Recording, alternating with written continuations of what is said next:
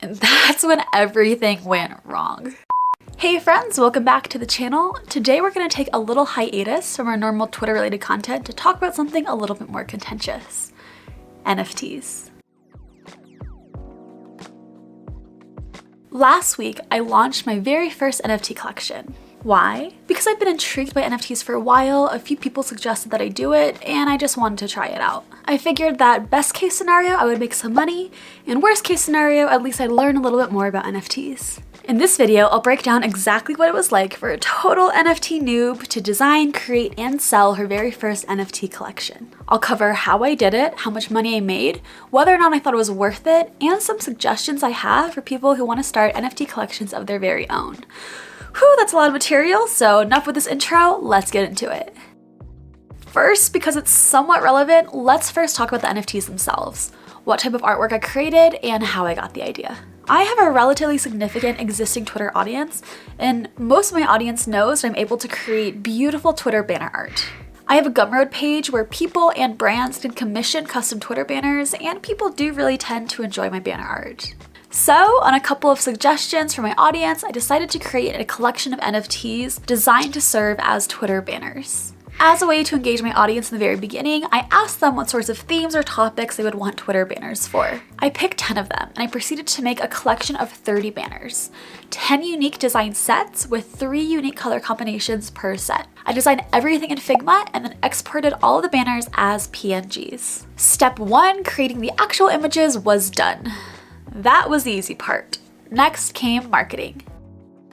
If an NFT collection is launched in a forest and no one is around to hear it, did it really make a sound? After I had all my banner images ready, I knew it was time to start marketing my collection. I had briefly mentioned my NFT project to my audience earlier when I asked for suggestions on topics or themes for banners, but that wasn't quite enough. So I decided to launch a 10-day tweet campaign on Twitter. On the first day, I announced the NFT collection.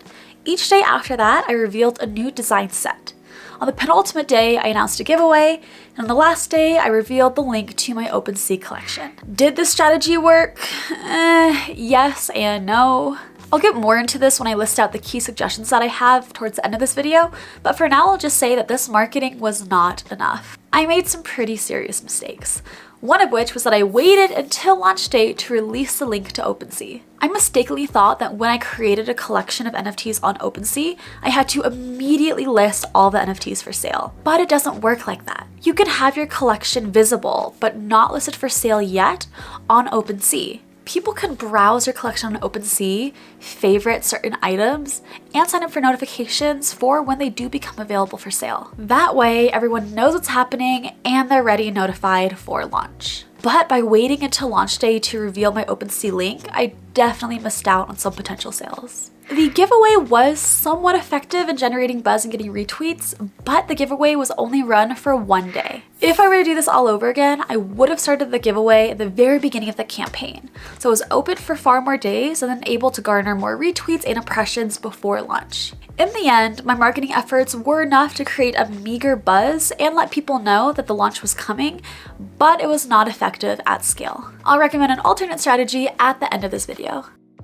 Okay, so this is when things started to get a little bit trickier. I decided to host my NFT collection on OpenSea. Why?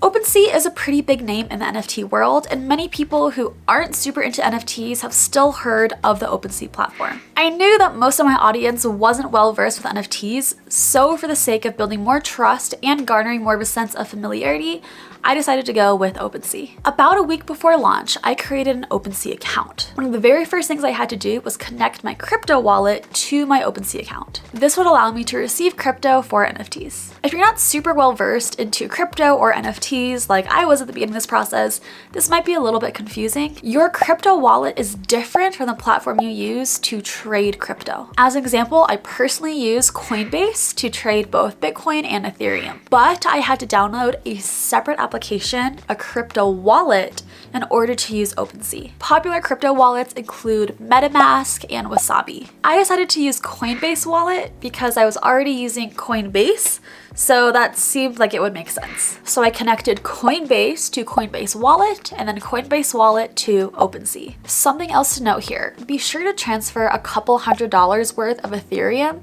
into your crypto wallet, maybe $200 or $300 to be safe. You'll need this to pay for your initialization fee on OpenSea, which I'll get to later. After I had my crypto wallet connected to OpenSea, I was able to create a collection. I went to the profile icon, then I went down to my collections and then create a collection. Here I was able to set up the collection, including logo, banner, name, URL, and more. Some important notes about setting up your collection. First, you have to use a unique collection name and URL. If your collection name is too similar to an existing collection name, it will not allow you to create your collection. For example, my collection was called Twitter banners. You wouldn't be able to create a collection called Twitter banner or Twitter space banner because that's too similar to Twitter banners. Next, this is when you set up royalties. Royalties are a percentage fee that you as an NFT creator collect if your NFT is resold, and they are completely optional. I chose a royalty percentage fee of 3%. The last thing to note here is that this is when you select what blockchain you want your NFTs to be added to. By default, it's Ethereum, but you can also choose Polygon. I chose Ethereum for this because that was what I was most familiar with. After I created my collection, this is where I could start adding items to my collection. When I was in the collection, I just clicked add item, and then this is where you upload the actual JPEG or PNG of your NFT. You can also add a name and description and can add an external link if you want. You can also add properties, unlockable content, stats, and more. After adding the banner PNG, a name, and a brief description, I also chose to add a property and some unlockable content. If you recall, I have 10 sets of 3 banners. I used the property field to indicate what set each banner was in. That would make it easier to filter by set. I also added a direct Figma link to the banner art in the unlockable content field. The unlockable content becomes available to a buyer once they've bought an NFT. Yes, this did mean that I created 30 individual Figma links, but I did so because then the buyer would be much more easily able to download the banner art in a variety of formats, including JPEG, PNG, and SVG. After I created the item, it sat visible in my collection but was not made available for sale yet. That would entail hitting the sell button on each item. I waited to make the items available for sale on launch day, and that's when everything went wrong. Launch day finally came around, so I woke up early and hopped on OpenSea, intending to make all of my collection available for sale before releasing the OpenSea link on Twitter. After hitting the first sale button, you have a couple of options. You can either sell the NFT for a flat price, or you can put it up for auction. I set the price around 0.03 ETH, which at that time was around $125, and proceeded. Then I was hit by an OpenSea fee. Unbeknownst to me, in order to start selling NFTs on OpenSea, you have to pay a one-time initialization fee. After you pay that fee once, you're able to sell as many NFTs as you want, but you needed to pay that initialization fee first. Gas fees at the time were around 66 gwei, so my initialization fee was around $125. After the transaction was submitted, I waited for it to become processed. And waited. And waited. While I was waiting, gas jumped to over 100, then over 150, and then over 200. It stayed over 150 for most of the day. As a result, I had to wait a whopping 18 and a half hours for my initialization transaction to be processed. I completely missed my launch day. For those of you confused here, because I definitely was, let's step aside for a brief lesson on gas. What is gas in the context of NFTs? Well, NFTs are stored on the Ethereum blockchain. Whenever a transaction happens on that blockchain, whether it be an NFT being minted or purchased or an initialization fee being paid, that transaction must be approved. Approving a transaction takes energy, and if you submit a transaction, you pay for this energy through a mechanism called gas. Gas is measured in gwei.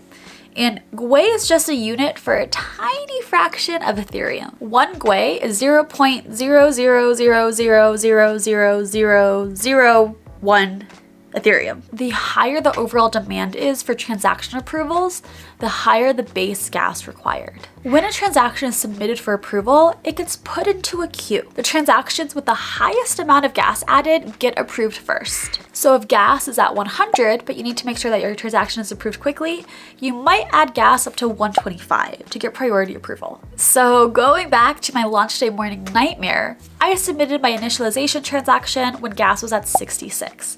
And immediately after, gas jumped up to over 100 and stayed that higher for the rest of the day. As a result, my transaction with gas at a meager 66 remained super low in the queue. and thus was not approved until 18.5 hours later. Just so you know, in certain crypto wallets, there is a way to add more gas to your transaction after your transaction's already been submitted, allowing for that transaction to be approved quicker, but I didn't know how to do that. So I just waited until it was completed naturally. Anyway, so I paid my initialization fee, I waited an entire day for the fee to go through, and I had to launch my entire NFT collection a day late.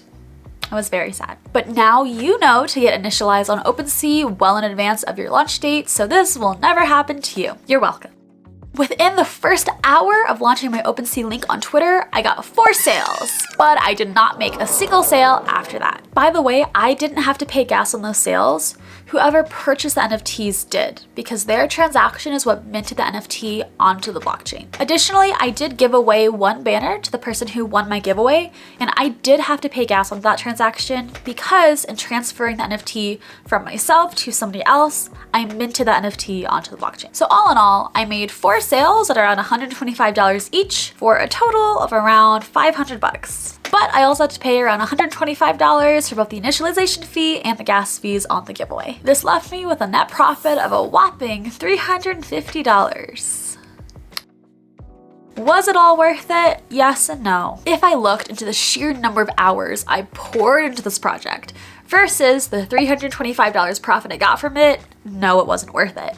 My time is way more valuable than that. But when I looked through the learnings that I made from this process, which I'll share next, it was worth it. I now know so much more about NFTs than I did before. I actually kind of understand what gas is. And I met some super cool people in the NFT space. And because of everything that I've learned, I'm in a much better place to potentially collaborate on a larger scale NFT project in the future. If I were to do this in the future, I would definitely do a lot of things differently.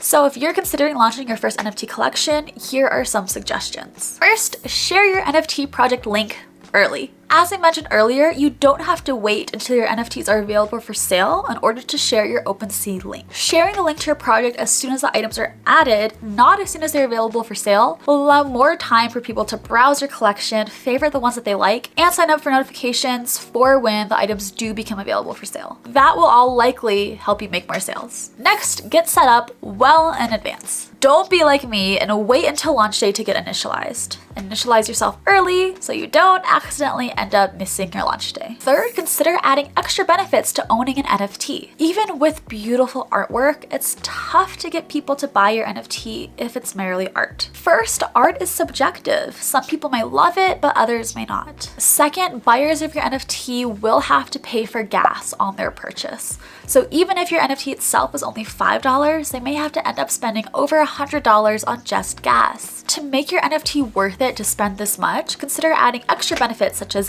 access to a private community or discounts to a product or something else. Mere art itself is becoming tougher and tougher to sell. Last, build a community. Community is becoming more and more popular in the NFT space, and it's really easy to see why. Without a solid community built up, it's really difficult to sell your NFTs. Many of the successful NFT projects have large Discord channels of thousands of people getting ready for the NFT launch together, months in advance. These people create a good amount of buzz both before and after the NFT launch, resulting in more sales and higher floor prices. Thank you so much for watching this video on my very first NFT collection journey. I really hope it was helpful, especially if you're considering launching an NFT collection of your own. If you're curious about my collection or want to snag an NFT banner of your own, I'll link to my OpenSea collection below. Otherwise, if you enjoyed this video, I would really appreciate a thumbs up and subscribe. Thanks so much for watching, and I'll see you next time.